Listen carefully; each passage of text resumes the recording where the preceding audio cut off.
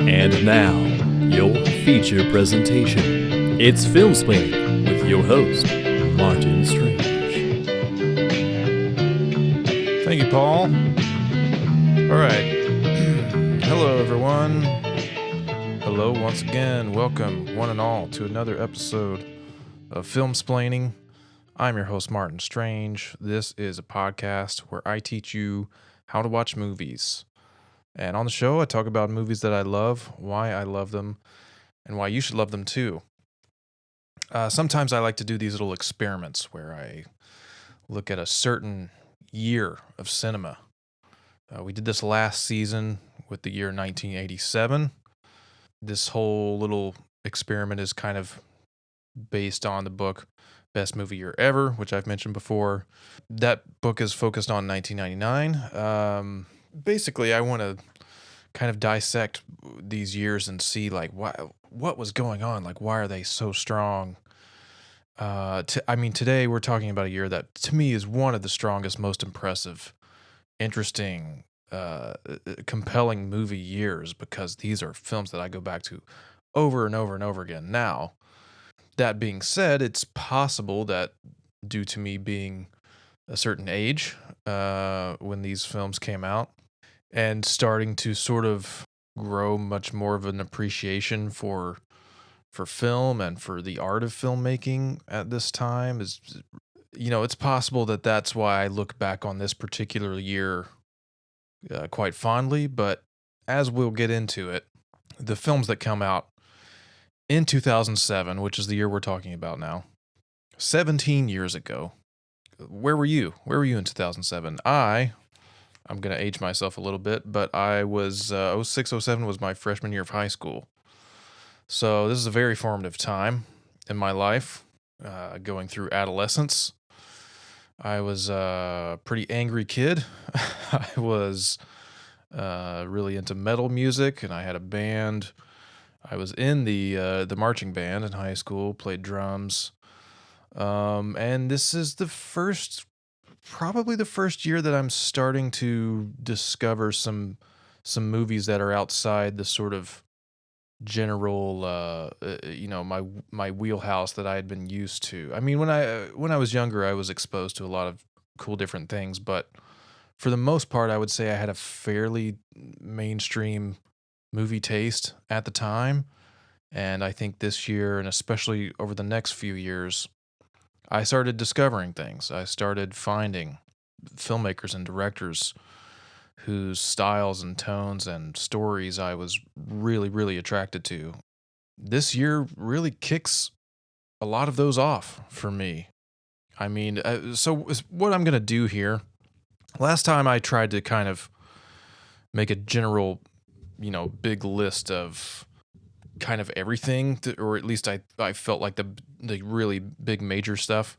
This one I made a top 20 for this year, because I've been logging these movies on Letterboxd for some time and have been looking at older ones that, well, not older ones, they're all from the same year, ones that I haven't watched in a while, and sort of seeing how those hold up. There's a handful of these. This is just a really incredible year for a lot of reasons. I'm going to mention some honorable mentions at towards the end of the episode. But yeah, I mean, starting with kind of where I was, getting to know people like Paul Thomas Anderson, getting to know the Coen brothers, getting to know David Fincher and Quentin Tarantino and Edgar Wright, Ridley Scott. There's a lot of important filmmakers for me who come out with pretty important films this year. Some probably more so than others. Wes Anderson I was discovering at this time, Sidney Lumet. It's really fascinating to look back at this, because a lot of these films have truly become some of my favorite films that I have watched many, many times, over and over. Several of them in this top 20 that I'll talk about, I go back to pretty often. And they've never gotten old. They've never, I haven't shied away from my love for these movies.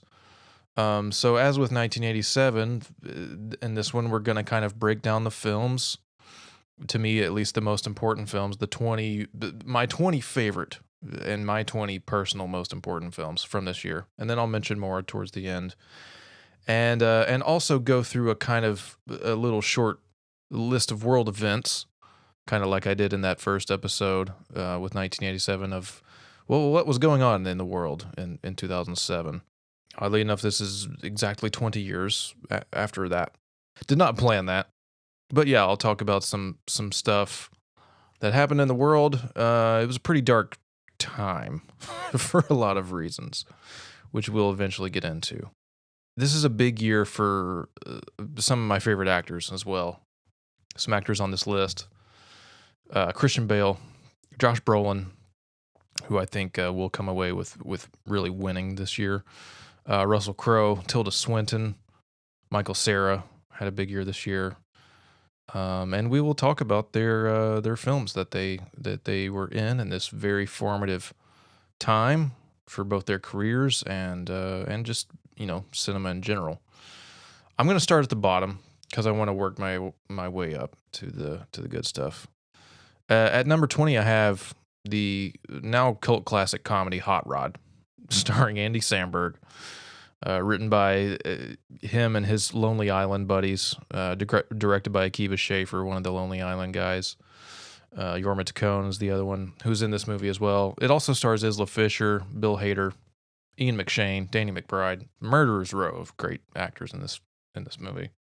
And it's about this guy who is a sort of wannabe Evel Knievel type character. He's a self-proclaimed stuntman named Rod Kimball. He's preparing for the jump of his life. He's going to try and clear 15 buses to raise money for his abusive stepfather, Frank's life-saving heart operation. Ian McShane plays the stepfather. They have lots of memorable, funny interactions where his stepfather is just hates the kid. I don't remember exactly how old Rod is supposed to be. I think he's maybe 20, but he's kind of a man-child. He seems much younger. Samberg really kind of honed his whole little funny, goofy man-child persona here with this movie. It feels like definitely an SNL sketch that he probably wanted to pitch, but it never made it anywhere, so they decided to just kind of write this film. Bill Hader and Danny McBride, both very funny. I think the most memorable scene, and probably the thing that most people still pull from this movie, if anything at all, is the scene where all of the characters are sitting around and they're going around introducing themselves to Isla Fisher's character. She's like the hot new chick on the block, and they're all saying, my name is such and such, and I like to party. I think it starts with Rod. He says, my name's Rod, and I like to party. And then the rest of them all say the same exact thing. And Rod's getting mad at them because they're stealing his thing. Very funny, very memorable.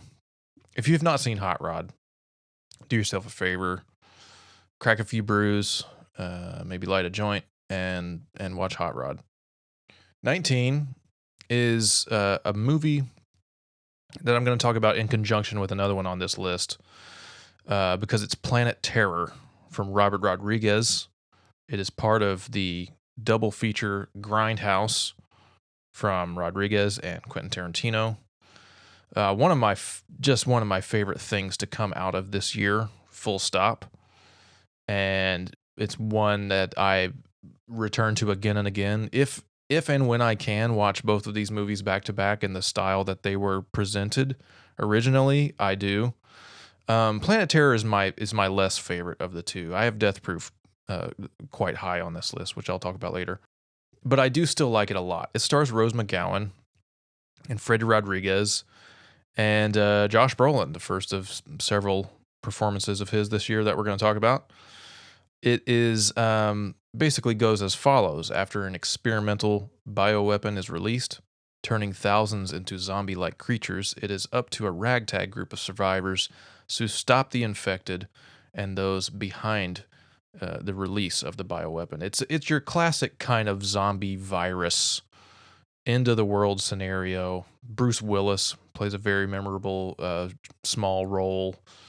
Tarantino himself has a cameo in this movie. Fergie is in this movie, if anyone still remembers Fergie. and it's a lot of fun. It's shot on this film that Rodriguez intentionally just like kind of destroyed and tore up and washed it in acid or something. It looks like it's like washed in urine or something. It's the film print is disgusting on purpose. And it is in the classic style of a grindhouse movie. Along with Death Proof, there are several actors who appear in both movies, as you would see in a lot of those old exploitation double features back in the 60s and 70s. And I think this movie, along with that one, really revived the interest in those kinds of films in America. And after this, you get a lot of movies that are really aping that style and are directly influenced by it. There are the fake trailers for these movies, one which Rodriguez directed himself, Machete, which becomes its own feature. He makes a Machete movie and then he makes another one. And it's just so much fun, and there's like a real energy and classic stylish hammy nature to it. And while it is the lesser of the two films, it's still on my list for this year. 18, I have The Mist, horror film from Frank Darabont, based on a Stephen King novel.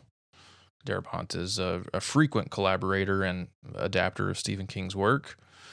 This film stars Thomas Jane and Marcia Gay Harden, and the late great Andre Braugher, who we just recently lost not too long ago. It's about a thick fog that descends upon a rural community, killing anyone caught outside. Survivors seek refuge in this local store, and trapped in a darkened cloud of pure horror, the frightened denizens of the town must fend off murderous waves of monsters. This is a wild movie. I saw this for the first time maybe this year or possibly last year. I watched it not too long ago. Had always meant to watch it. Had always heard good things about it. And it's a film that starts taking you down a road where you sort of think, oh, I've seen this before. I sort of know where this is going. And it makes some hard left turns, and especially by the end. And if you've seen this film, you'll know exactly what I'm talking about. But the last 10, 15 minutes of this movie, you're not prepared for. It's quite out of left field and really intense and dark. Something that will stick with me for a while. I think the creature design is sort of subpar. You know, it's something that's kind of, you know, on par with something you'll see on the Sci-Fi Channel or something like that. But what's great about this movie is the way the human characters treat each other and how brutally they are to each other. It's this kind of almost like a chamber piece for the good majority of the film, where they're just kind of trapped in this store. They're trying to figure out how to work together. Many of them have opposing viewpoints and opinions, and they're not getting along, and gradually characters are getting killed off. People are wandering outside. It's a good time, but like I said, it ends with a pretty crushing blow. So you know, prepare yourself if you're going to watch The Mist, which I would recommend.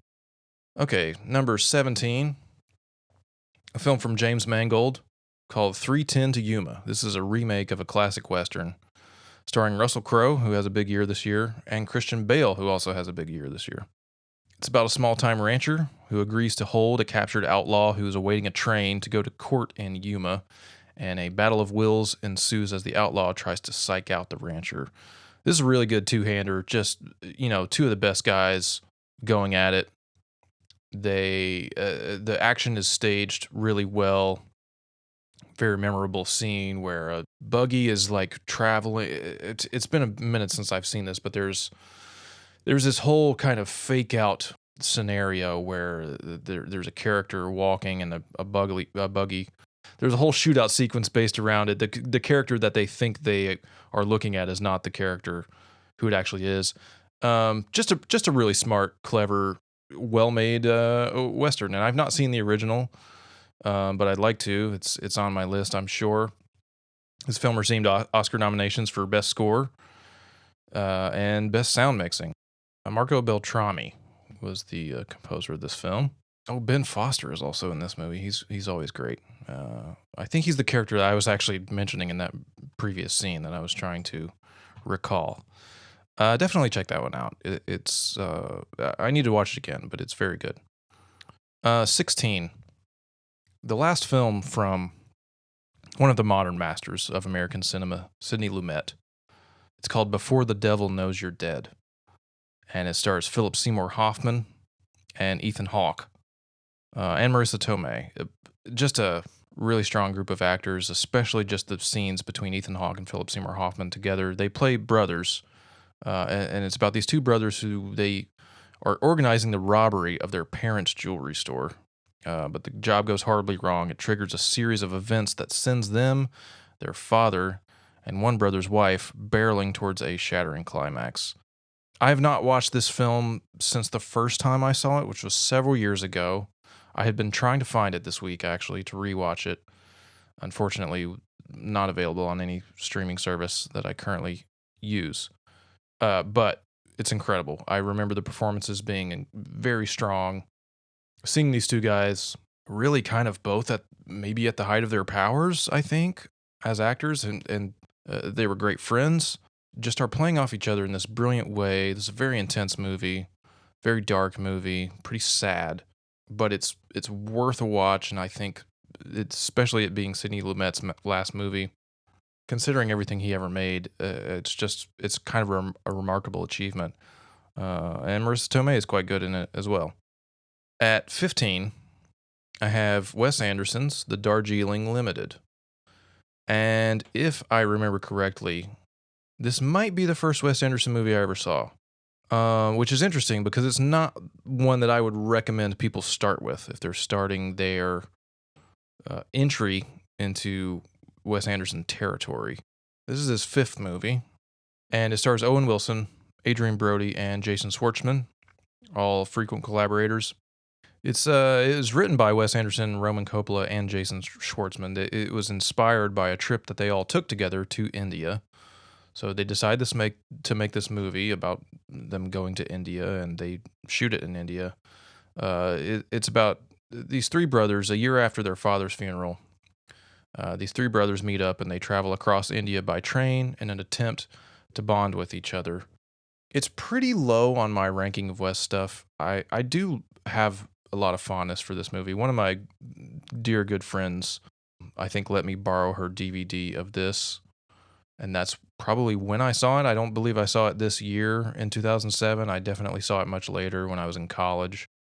Now that I think about it, I'm not sure if it was the first Wes that I saw. Maybe there was one other. Maybe I had seen Tenenbaums before.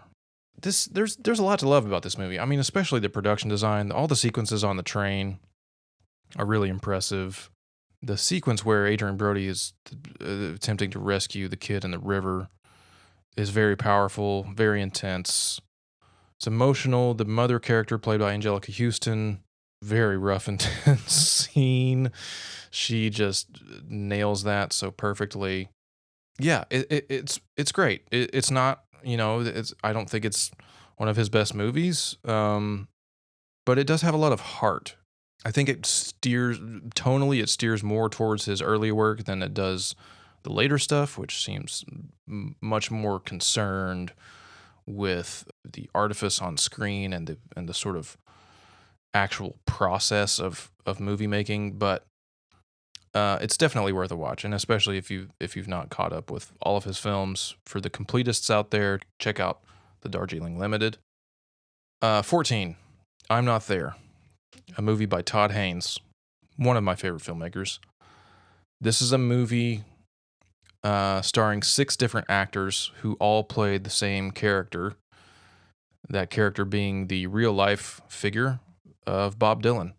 Another filmmaker I just talked about, James Mangold, is releasing a movie this year in 2024 called A Complete Unknown, which is about Bob Dylan as well, starring Timothée Chalamet. That movie is going to be very, very different than this movie because I'm Not There stars Cate Blanchett, Christian Bale, Heath Ledger, Richard Gere. I can't remember the young kid's name. Ben Whishaw is the fifth one. It's ruminations on the life of Bob Dylan, where 6 characters embody a different aspect of the musician's life and work. The Cate Blanchett was nominated for Best Supporting Actress for this movie.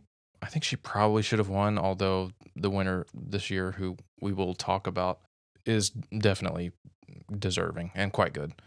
So I can't hate it. But especially the Cate Blanchett sequences in this movie are simply remarkable. I mean, she's just doing something incredible with this, embodying this person who is a mercurial, mysterious figure who is kind of impossible to truly approximate. You know, Bob Dylan is one of the greatest cultural icons and arguably the most important songwriter of the 20th century. And he is famously a mysterious figure who intentionally kind of toys with the media's obsession with him and the media's perception of him, as well as the public's perception of him. He's a shapeshifter. He's changed his look and his style and his attitude and his sound dozens of times.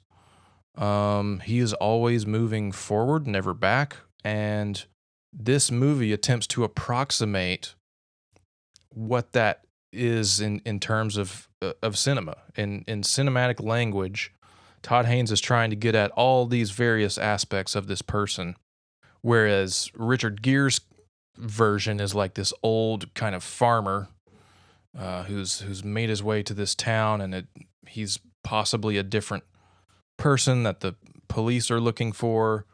Heath Ledger's version is like this actor who's got real issues with alcohol and is struggling to keep his relationship together. Charlotte Gainsbourg plays his partner in that sequence. Christian Bale is the very kind of traditional early folky Dylan, singing songs about, chain gangs and railroads and unions and all that stuff. There's just a lot of really interesting interplay going on, and I think it's a very experimental movie, and it accomplishes a lot in its experimentation. I rewatched it not too long ago, and it's still quite powerful. 13 is Sunshine, a science fiction film from the great Danny Boyle. It stars Cillian Murphy, Rose Byrne, Michelle Yeoh, Chris Evans, and a bunch of other great character actors. There's an incredible cast in this movie. I saw this movie for the first time last year. It's written by Alex Garland, one of my favorite writers and directors, and it's about a team of international astronauts who are sent on a dangerous mission to reignite the dying sun with a nuclear fission bomb in the year 2057. This is just a really, really interesting sci-fi movie. I mean, just the nature of what you see on screen, what Danny Boyle and the crew kind of accomplished with the CGI, but also the practical effects of the things that are in camera. Just the way everything looks in this movie is really stunning. And it reminds you of honestly kind of reminds you of maybe Interstellar a few years later, where there's just this kind of new sort of sci-fi language to a film that you haven't quite seen before. As some things about it seem familiar and look familiar, but man, are there some stunning sequences in this movie. It ends very wildly. Talk about another movie that kind of takes a really hard left turn, and you are sort of left reeling in the last 30 minutes of this movie because it takes some really interesting narrative twists, and just visually a masterpiece, I think. It's a movie that I need to watch again very soon. If you've not seen Sunshine, especially if you like sci-fi, and especially if you like Cillian Murphy, he's great in this movie, check that out. Number 12. This is a movie that was really pretty personal to me for a long time. It's called Into the Wild. It's directed by the actor Sean Penn, but it stars Emile Hirsch, Catherine Keener, Vince Vaughn. Kristen Stewart has a small part in this movie. Zach Galifianakis has a small part in this movie. Lots of really, really good character actors here. After graduating from Emory University, top student and athlete Christopher McCandless abandons his possessions. He gives his entire $24,000 savings account to charity and hitchhikes to Alaska to live in the wilderness. This movie is based on a very well-known best-selling book called Into the Wild. by John Krakauer, telling the true story of this guy, Chris McCandless, who did this. And I came to this. I did not watch this movie in this year. I watched it maybe a few years later, and then read the book quite soon after. I remember seeking out the book because I was really fascinated by this idea at the time of kind of leaving behind your responsibilities. As I'm a kid graduating high school and moving into college age and figuring out what it means to be an adult. This was very attractive to me. This idea of giving everything up and just hitting the road. I also read On the Road by Kerouac at around the same time. So I was very interested in this. It became pretty personal to me. I mean, this movie is one that I watched a few times. I have not seen it probably since then. I don't know how it holds up exactly. I think it still has a pretty solid reputation, but the most kind of impactful, important thing that is the real takeaway of this movie is the sort of final statement that McCandless gives when he's. Obviously, I'm going to spoil all these movies because they're 17 years old, but the character is dying towards the end of the film. He sort of makes this realization and writes this statement that says happiness is only real when shared. He realizes this because he is alone. And he sort of has been looking for this fulfillment, this happiness on his own this whole time. Realizes as he's dying alone in the wilderness that it must be shared to be truly enjoyed. And that's something that has really stuck with me for a long time. Now, I don't think it's necessarily indicative of the world we find ourselves in today. I think in order to live a meaningful, fulfilling life, you kind of have to be able to find happiness on your own because there's no guarantee that you're going to be able to share it with someone. But yeah, that's why this movie is so high up on this list for me. Were I to rewatch it, it might drop a few spots. I don't know. 11 is Eastern Promises from David Cronenberg, starring Viggo Mortensen, Naomi Watts, and Vincent Cassel. It's about a teenager who dies during childbirth, leaves clues in her journal that could tie her child to a rape involving a violent Russian mob family. This movie is awesome. It's incredible. Viggo Mortensen, just unbelievably strong. He's a smoke show in this movie, first of all. He's just so hot. His hair is amazing. He's got these tattoos. It's a very different gear for Cronenberg. This is the sort of the time when he's experimenting with some, like, I think History of Violence is right before this. So there's a lot of Viggo collaborations going on. This movie is just, it's balls to the wall. It's intense. Viggo Mortensen did receive an Oscar nom for Best Actor. Rightfully so. There's a very, very memorable scene where he has to fight off several guys while he's in a sauna, while he's naked in a sauna. These guys enter and they try and stab him. They do get a few hits on him. He gets stabbed, I think, a couple times. He's barefoot, he's naked. He's like, they're throwing him down on this hard tile ground, and it is brutal and a brilliantly choreographed fight scene. This is another movie I need to rewatch very soon because it's great. And a different gear for Cronenberg a little bit. Not a horror film at all, a thriller, and a very powerful drama. Okay, we're in top 10 territory now. And at number 10, I have Ridley Scott's American Gangster, starring Russell Crowe, yet again, Denzel Washington, Josh Brolin coming up again, and Ted Levine, the great Ted Levine, who is in Heat and Silence of the Lambs. You know him. This movie is another very intense, moving drama.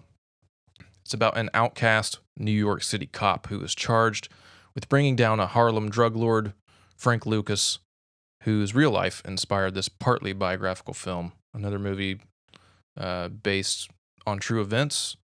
The true events originally took place during the Vietnam War. In fact, when Ridley Scott went to shoot in East Asia, I think Thailand maybe, and they actually found some of the people who who worked with Frank Lucas. This, sadly, this is another movie I haven't seen it since I saw it first, which was maybe 10 years ago. It's been a while, so I'm not fresh on it, but it's very strong. This is where we get actually the widely memed and widely parroted line from Denzel Washington, where he says, "My man," and he says it like a bunch of times, and people say that all the time. Everybody knows that that's Denzel Washington. This is the movie where that comes from. And seeing these two go up against each other, butting heads, is really cool. They're together again in another movie that's it's a Tony Scott movie. I think it's one of his Tony Scott's train movies. I can't remember the name of it. If you know that, shout it out to me. But American Gangster, really great stuff. Brolin continued to just own this year, and we'll talk about him even more here very soon. Number 9 is Hot Fuzz, Edgar Wright's second movie in his Cornetto trilogy, starring, of course, Simon Pegg and Nick Frost, as well as Bill Nighy in this movie. It's about an overachieving London police sergeant who's transferred to a small village where the easygoing officers object to his fervor for regulations, all while a string of grisly murders strikes the town. It's kind of this cult sort of murdering thing going on. And Simon Pegg plays this really tough, straight-laced. There's a great scene. This movie is just so funny. I think it's maybe my number 2 or 3 Edgar Wright movie. Yeah, my number 3 for sure. But there's a scene where Pegg is doing all these. He's hopping over these fences, doing all this really impressive like parkour style gymnastics, and Nick Frost's character, who is overweight and kind of a newbie, attempts to do this once and just knocks over the whole fence.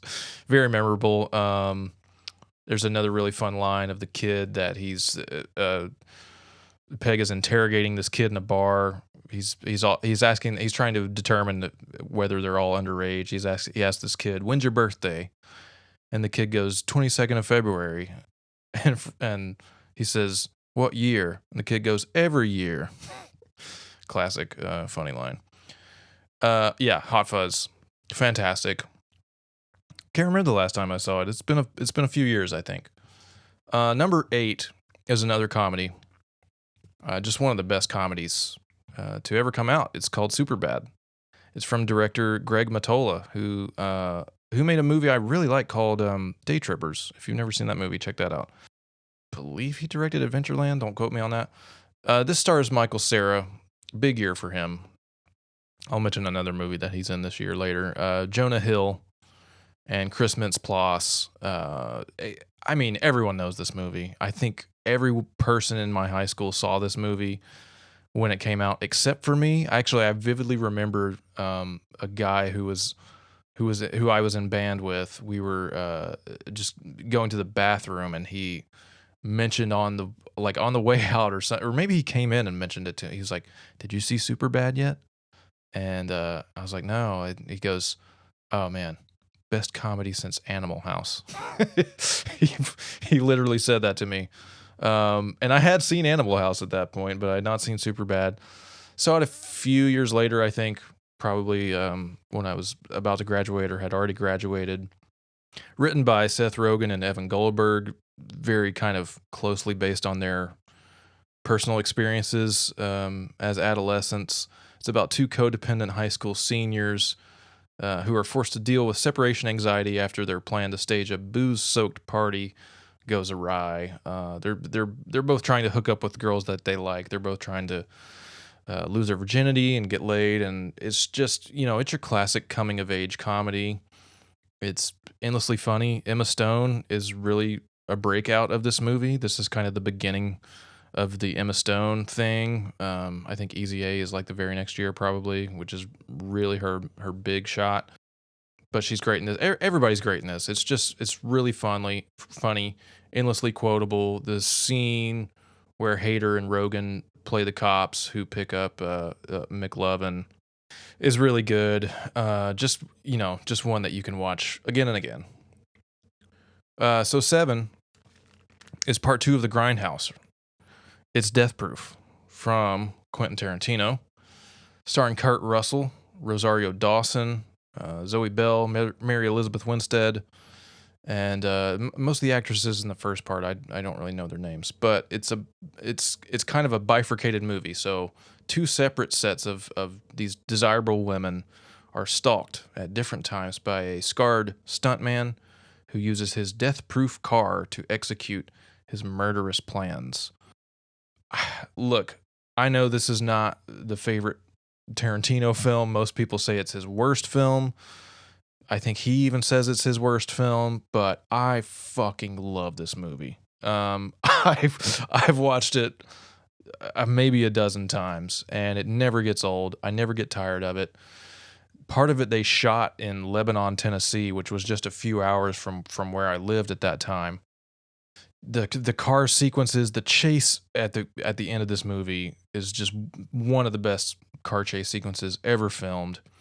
Kurt Russell is so great at this kind of part. I love seeing him do this kind of thing. All the girls are amazing.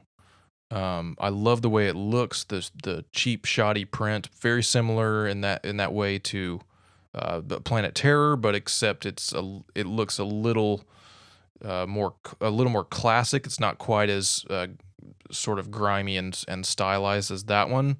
Rose McGowan is in both of these movies. She plays a very memorable part in the first part of this movie. She meets Stuntman Mike at the bar, and she says, "What's your name?" "My name's Stuntman Mike." And she's asking, Tarantino plays the bartender, and she's asking Tarantino, "Who the hell is Stuntman Mike?" And Tarantino goes, "He's a stuntman." Lots of great lines. Chartreuse, a liquor so good they named a color after it. The soundtrack to this movie is just superb. I discovered many favorite songs on this soundtrack. Down in Mexico from the Coasters, Baby It's You by Smith, and of course Chick Habit by April March at the end of this movie. I mean, I've listened to this soundtrack all the time. I just love this movie. If you've not seen it, it's a great, just nasty exploitation thriller. And who knows better than Tarantino, who was watching these exact movies every weekend, triple, double features at the drive-in. I kind of wish he would go back and make something like this again, but I think the experiment of it and the way that the Grindhouse was received and the fact that it didn't really do well financially sort of led him astray from that. But I love it. Please watch Death Proof if you've not seen it. Number 6 is one of my favorite comedies of all time, Walk Hard, the Dewey Cox story. This movie is directed by Jake Kasdan, the son of Larry Kasdan, and the director of Red One, which just came out here recently. Not going to speak to that, but it does star John C. Reilly, one of the greatest comedy actors of all time, Jenna Fisher, and Kristen Wiig. It's about a singer, Dewey Cox, who overcomes adversity to become a musical legend. This movie is just one of the best satires of the music business, and specifically of like musical idols, of idolizing pop cultural figures. It's very kind of obviously riffing on Johnny Cash and is sort of parodying his story, but there's also other stuff in it. There's a very strong, funny Bob Dylan parody in there as well. There's stuff, they parodied the Beatles. He goes through a kind of Cat Stevens phase. He goes through a kind of Bowie phase. Like there's a Beach Boys scene where he's like, orchestrating this giant orchestra, and it starts as like he's this little kid in the South and he learns to play the blues. He accidentally cuts his brother in half with a machete. Just unbelievably funny lines. There's something happening here, and what it is ain't exactly obvious. The Beatles are Paul Rudd and Jason Schwartzman and Jack Black and Jason Biggs, I think, is the fourth one. It's hysterical. The songs in this movie are so good. John C. Reilly helped write a lot of them, and he did his own singing. He's an incredible singer. If you've not listened to his music, you should. He makes a lot of great, like, kind of folky Americana music, and is an amazing singer. The title song, just sounds like a classic Johnny Cash song, and it's great. I watch it again and again. You don't want no part of this shit. The drug scenes. I can go on and on about Walk Hard, but if you've not seen it, please check it out as soon as possible. Jenna Fisher is incredibly hot in this movie. Okay, Michael Clayton at number 5 from Tony Gilroy. Stars George Clooney, who shockingly was not nominated for an Oscar for this movie. I think he should have been. Tilda Swinton, who was nominated and won Best Supporting Actress for this movie, and Tom Wilkinson, and Sidney Pollack is in a small role in this movie too. It's about a law firm who brings in its fixer, that is George Clooney's character, Michael Clayton, to remedy a situation after a lawyer has a breakdown while representing a chemical company that he knows is guilty in a multi-billion-dollar class action suit. I became aware of this. I did not know this movie at the time. I became aware of this movie after listening to Mark Maron's podcast for many years. I think Mark Maron has mentioned this movie at least 100 times. It's one of his favorites. He talks about it often. He's talked with other actors about it and with actors who are in it. And wow, this movie is just fucking incredible. It's just got some of the best, tightest ride. It's such a tight screenplay. The pacing is perfect. It's never boring, and it's like this corporate red tape, futility, greed. There's so many great things going on here. So many great themes. It feels relevant and fresh still to this day. I think it was pretty high up there for getting more Oscars than it did, but in this year, in such a tough, packed year, with these other movies that we're going to talk about soon here, it just didn't quite make it there. But this movie I've seen twice now, and I will watch it many more times in my life. Just incredible stuff. Please seek out Michael Clayton if you've not seen it. One of George Clooney's best. Tilda Swinton, very deserving, although, yes, I do wish Cate Blanchett had won this year. But it's really it's Tilda Swinton time, Like this is really the moment when she's starting to step out. I mean, she's been in movies for a while at this point, but she has an incredible part, and especially an incredible one scene in particular when she's in a bathroom kind of breaking down. Very powerful scene. Watch Michael Clayton. Okay, top 4 time. Number 4 is another movie that I really wish that I could have rewatched for this episode, because it's been a very long time since I saw it. But it's called The Assassination of Jesse James by the coward Robert Ford. Directed by Australian director Andrew Dominik, very well known for his collaborations with Nick Cave. Nick Cave and Warren Ellis, who provided the score for this movie. It stars Brad Pitt, Casey Affleck, and Sam Shepard.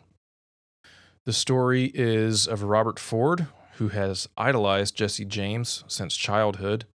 He's trying hard to join the resurgent gang of the Missouri Outlaw, but gradually becomes resentful of the bandit leader. Brad Pitt is fucking incredible in this movie. I think that this is probably hands down his best dramatic performance. And I make that distinction because I am typically more of a fan of his comedy work, and I like his comedies better than most of his dramas. But this is, I will say personally for me, this is definitively his best dramatic performance. Kind of shocking that he wasn't nominated for this. The only Oscar nominations for this movie are Best Supporting for Casey Affleck, who's also very good in it, and Cinematography for Roger Deakins, who is nominated twice this year, which we'll talk about in a moment. The cinematography of this movie is unbelievably gorgeous. I mean, some of the shots. There's a scene in the snow where the two of them are in the snow and they're talking to another guy who's in the gang. I think it might be Scoot McNairy or somebody, or maybe this is before him, but there's some other character. There's a lot of great character actors in this movie. and just the striking contrast of the snow with the outfits and this time period is always beautiful to look at. Lots of good train sequences. It kind of opens with a train robbery. Sam Shepard, one of his later roles. This movie has always stuck with me. I've never really forgotten it. Nick Cave himself actually has a little sort of bit part towards the end where he's singing a song, playing this small little. He's playing a mandolin or a lute or something, and he's kind of singing. He's kind of narrating the story of Robert Ford, who kills his best friend and his mentor, essentially. I think my favorite. Well, yeah, my favorite and probably the most important scene in the movie is when, towards the end, as Casey Affleck is about to kill Jesse James, Brad Pitt, there's this amazing small moment where he sort of knows that he's about to be killed. He's about to be double crossed and betrayed. And he goes over, they're in this house, he goes over and he says, "Don't that picture look crooked?" And he goes over to this picture that's hanging on the wall. And he sort of stands there, turns his back to Robert Ford, which of course allows him to shoot him in the back, which is why they call him the coward. And it's just an incredible scene. Please watch this movie if you've not seen it. It's not streaming on anything right now, so it's been hard to find, but do seek it out. Incredible film. Top 3. Can you guess what they are? If you're well versed in what films came out in 2007, you might know. These 3 movies are just... honestly, it's hard to kind of put one of these above the other just because they are all so important to me and they're all masterpieces in my mind. But number 3 is Zodiac from David Fincher. Stars Jake Gyllenhaal, Mark Ruffalo, and Robert Downey Jr. Between 1968 and 1983, a San Francisco cartoonist becomes an amateur detective obsessed with tracking down the Zodiac killer, an unidentified individual who terrorizes Northern California with a killing spree. This film is a masterpiece. Just the craft of it, the sheer acting on display here. Every element is impossible to ignore. And yet the Academy ignored it entirely. This film received no Oscar nominations whatsoever. And this speaks to a long history of the Academy ignoring David Fincher, not taking him seriously as an artist. And it's fucking criminal. Gyllenhaal, Ruffalo, Robert Downey Jr. especially. He's so good in it. They're all just amazing in this. And for none of them to be recognized. There are some scenes in this movie that just fucking haunt you forever. The scene of the killing in the car with the couple. The scene in broad daylight of the couple on the beach under the tree, and you see the killer come up behind them, and he stands there, and they have this conversation, and then, it's so brutal and so intense, and everything is just firing on all cylinders. It's my second favorite Fincher movie, but it's a very, very, very close second. And yeah, it's long. It's about 2 hours 40, I think, maybe 2.5. But it's telling a sweeping story. And this, I think, obviously this is the first sort of major Zodiac-centered work. But of course, so many things come after this. Mindhunter comes after, which Fincher's involved in himself. And just dozens of copycat kind of true crime style films. This is something Fincher's obviously interested in. He did Seven, he does this, he does Mindhunter, he's Gone Girl. He's very interested in killers, right? But this is like just the sort of pinnacle of his attention to detail and his attention to the craft and dedication to getting the perfect performance and the perfect shot. Every shot in this movie is intentional and perfectly composed. and it just sticks with you. It really sticks with you. I never get tired of watching this movie. I might watch it again tonight. It's been a while since I saw it. So that leaves two, and number two is one of my favorite films of all time that I've seen at least 5 times. It's called No Country for Old Men. It is directed by Joel and Ethan Coen, colloquially known as the Coen Brothers. Stars Javier Bardem, Josh Brolin, my guy, just cleaning up this year, and Tommy Lee Jones. Oh, there's okay. Before I get to No Country, there's a Josh Brolin story that I have to tell that is relevant to this year. So Josh Brolin at this time, the Coens are making there's 4 films being made in Texas, roughly in the same like 6 to 8 month period. It's the first film that I'm going to talk about on my list, which I'll mention in a minute. And then it's No Country with the Coens, and then it's The Grindhouse. It's Death Proof and Planet Terror. So Josh Brolin is working on Planet Terror with Robert Rodriguez, and he gets a call to tape for No Country for the Coens, and so he's working on this audition tape, and decides to get he asks Robert Rodriguez to shoot it, and then Quentin Tarantino stumbles along and is like, hey, I want to light this shot. And so Tarantino lights the shot, and they film it and kind of direct him in it. Remember, this is just an audition tape for another movie.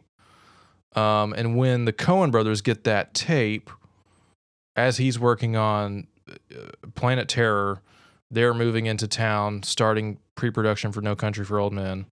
The only question they sent back to Brolin, obviously he got the part right, but the only question they sent back to Brolin was who lit this shot, which is just like, you know, some inside baseball film nerd bullshit. But I just had to mention that story. Okay, back to this movie, which is an indisputable masterpiece. Violence and mayhem ensue after a man stumbles upon the aftermath of a drug deal gone wrong and over $2 million in cash in the desert near the Rio Grande. This wins Best Picture at the Oscars. It wins Best Supporting Actor for Javier Bardem. Best Director for the Coens, which I believe Joel accepted or Ethan accepted. There's this weird rule around this time that maybe this one actually broke the rule where 2 directors could accept. And Best Adapted Screenplay. So they both win for different things, but they also both win collectively together. Tommy Lee Jones is also in this movie. I forgot to mention him. Very important part. Yeah, this is a noir Western revenge / morality tale, and it is also shot by Roger Deakins. It's just fucking perfect. It's a perfect movie in my opinion. Many people do not consider this to be the Coen brothers' best movie because they prefer the comedic stuff, which I of course also love. I'm an avid, lifelong Coen brothers fan. In my opinion, I think this is their best film. It's the one that I've seen the most, maybe apart from Big Lebowski. Maybe Fargo is better. I don't know. On any given day, you know, you could split hairs and try and determine, well, what's the best work. But in my opinion, this is the film that, I mean, this film just like kind of fucking changed a lot of stuff in Hollywood, I think. Obviously, Josh Brolin comes out of this year just on fucking top. This is where the world discovers Javier Bardem. If they had not seen the Inarritu movie Beautiful before this, he begins his kind of journey into English language movies, and now is, of course, an enormous Hollywood star who's in all kinds of stuff. But his performance in this as this killer named Anton Chigurh. This is based on a book by Cormac McCarthy, by the way, one of my favorite authors, and an incredible book. Chigurh is really not described much at all in that book, other than a few things. And so that leaves a lot of room for this performance for him to do a lot of interesting things. The character originally was not of Spanish descent. Javier Bardem has this fascinating voice, this incredible voice and accent, and the way he looks in this movie is so strange and bizarre. Kelly MacDonald, beautiful performance in this movie. It's just perfect. I never get tired of it. It never doesn't affect me. The speech that Tommy Lee Jones gives in the end about his dream. The first time I watched this, I think was either in 2007 or maybe it was the next year. It was with some friends of mine. They, I think, rented it on cable or something. I was just fucking blown away. I had never seen a movie like this at that point. So it became an instant favorite, and it's stuck with me ever since. Really hard not to put it at number one, but the fact is that the number one movie released in 2007 for me, and I think in general, is a movie called There Will Be Blood from Paul Thomas Anderson. It stars Daniel Day-Lewis and Paul Dano. It's a story about family, religion, hatred, oil, and madness, focusing on a turn-of-the-century prospector in the early days of the sort of Western oil boom, California gold rush. This receives Oscars for cinematography and Best Actor for Daniel Day-Lewis. Bob Ellsworth was the cinematographer on this movie. It's a movie about the beginnings of America and the beginnings of capitalism and the importance of the railroad.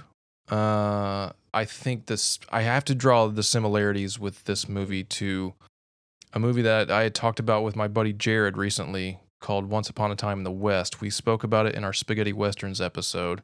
He actually brought up this comparison. If you've not listened to that, please go check it out. Jared Spears and I talking about spaghetti westerns, but the comparisons with Once Upon a Time in the West to this movie, there's a lot of shared DNA and a lot of really interesting overlap with this kind of the almost creation myth of America, of really being started with the Industrial Revolution. And this is a story about a man who just he takes what he wants, what he feels that he needs, what he feels that he deserves, and no one and nothing will get in his way.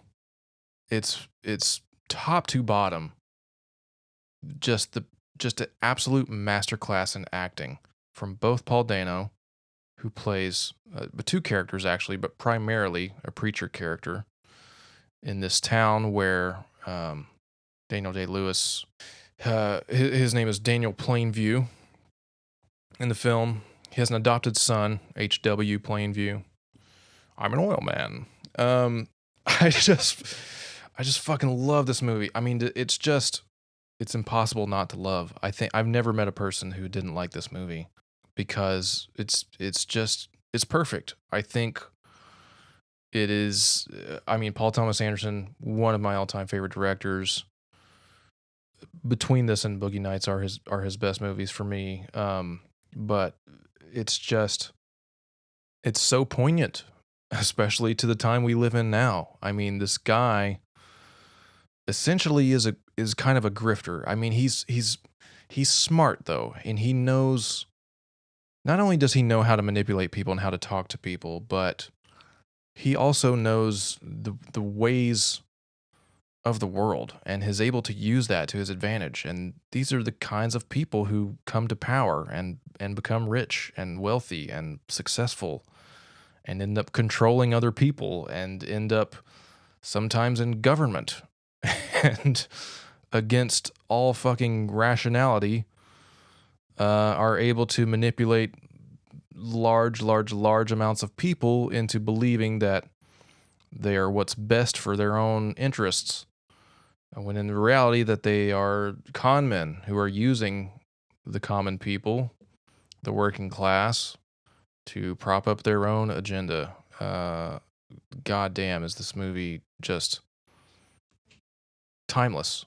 It's perfect. It's just It never fades in its power and in its scope.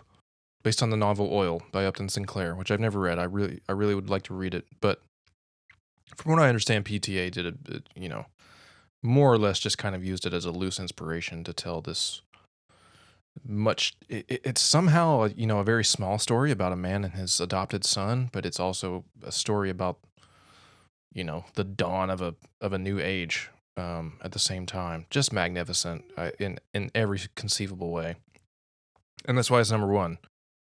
And yeah, I mean, this year is just, if you want even more of an example of just how strong this year 2007 is for movies, here's some other ones. Juno. Everybody likes that movie, right? Elliot Page, Michael Cera. I remember thinking it was funny. I haven't seen it in a long time. I don't know how well it's aged. Spider-Man 3, not a good movie. Persepolis. Great movie. Animated, based on the graphic novel by Marjan, is that right? Satrapi? I'm not sure exactly how to pronounce her name, but very powerful film and graphic novel. Please seek that out. Transformers from Michael Bay, which launches a franchise that will not die. This is easily the best one, right? It's still the best one. It's the first one. I Am Legend, a movie that I watched a lot of times. I watched this movie with my little cousin at a sleepover, and then I think we watched it again. Yeah, fun Will Smith vampire movie based on a novel by Harlan Ellis. Who wrote this movie? Richard something? Richard Matheson. That's it. Knocked Up, another Seth Rogen movie. Never been a huge fan of that one. This is the dawn of the Judd Apatow experience. That and 40-Year-Old Virgin, I think, which is right before this. Blades of Glory, a comedy about not roller skaters, ice skaters, starring Will Ferrell and John Hader from Napoleon Dynamite. Rob Zombie's Halloween, which your mileage may vary on. I'm not a fan, but plenty of people really like that movie. 28 Weeks Later, again, mentioning Alex Garland. This is the sequel to 28 Days Later. I've not seen this one. I've only seen the first one, so I don't know much about 28 Weeks or how it has been received, but we've got 28 Years Later coming up very soon. Not sure how they're going to age Cillian Murphy that far, but, it's the movies, so we have the technology.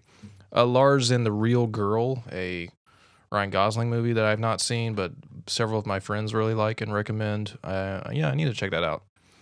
And that's just a few of them, So you may be wondering what was going on in the world in 2007, other than movies.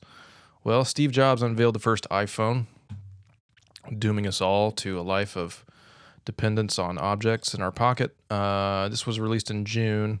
And then we have some sad kind of really dark stuff here that I'm going to try and just move through quickly. TAM Airlines flight runs into a filling station, kills 200 people. Very unfortunate. Beginning of the mortgage crisis, which of course leads to the housing crisis and stock market crash of 2008, which we all remember very well, if we were old enough, like I was. The Virginia Tech shooting, also I remember very well. Incredible tragedy. 32 people killed, 17 injured. One of the worst mass shootings. I think maybe the worst mass shooting there ever was, certainly at the time. Surge of troops were sent to Iraq. The Iraq War was still raging on with no end in sight. Google Street View premiered. I guess that's a good thing, although, what does it say about our privacy being revoked?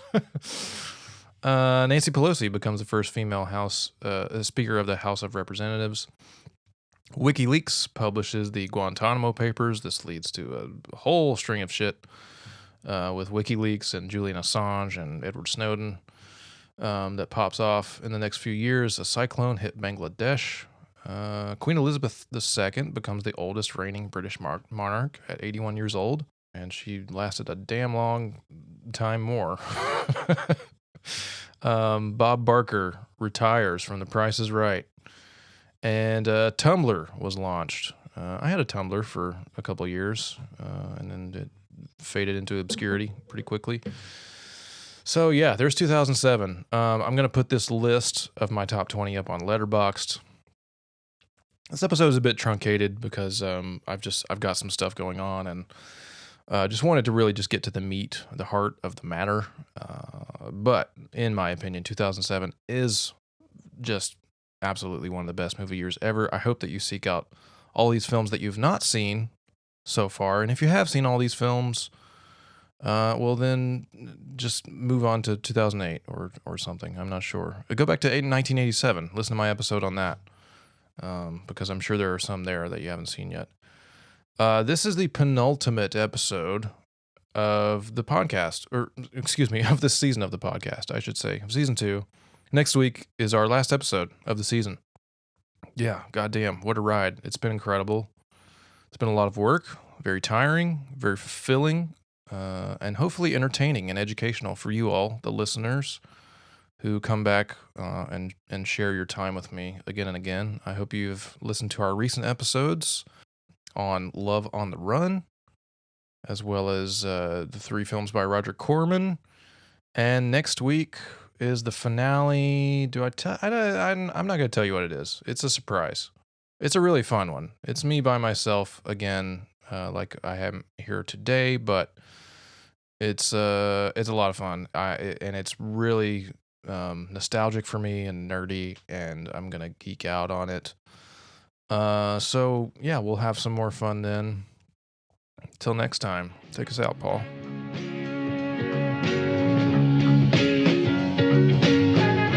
This has been Film Splaining with Martyn Strange. We hope you enjoyed the show. Until next time, happy viewing.